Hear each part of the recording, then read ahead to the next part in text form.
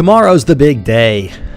This man becomes president of the United States, and we all ask in unison, what is he going to do next? Which has me thinking about what bosses do, ever. The picture on top of this page is pulled from a strip at Existential Comics, and we've saved it here just in case anything ever goes bad.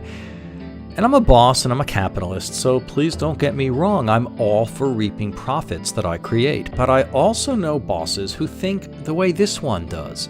She's Ayn Rand incarnate. In fact, our friends at Existential Comics acknowledge that this boss is Ayn Rand.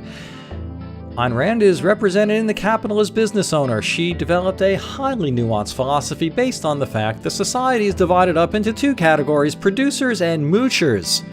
Producers, despite what you might think, are not the people who physically produce things, but actually people who hire people to physically produce things. Moochers are people who are lazy, people who get government subsidies, something like that. Now, I consult to a few Randians. They aren't bad people necessarily, but Ayn Rand lovers' way of thinking is in trouble. Now, before we continue, let's remember that Ayn Rand was not a philosopher, but a writer, or at least that's how she started. Rand's writings were dropped in the right place at the right time to be echoed as philosophy, and this boosted that to a higher level. When pundits are recognized as such in their own lifetimes, well, that's generally because that's how it happens. 1940s and 50s America was capitalistic, baby. It was rife for a philosopher to rally behind. Now, speaking as a capitalist, I see capitalism's flaws. Just as communism works until someone seeks to be just a bit more equal than everyone else, capitalism works until rampant disproportion sets in. Donald Trump is the living embodiment of disproportion. I don't know the man, but I do know that he's an Ayn Rand fan. So what do bosses do? Well, the ideal, I suppose, would be something best named compassionate capitalism. I have clients who believe in that as well. In fact, I have clients who fit the Ayn Rand mold but believe they are compassionate capitalists. Some even get close.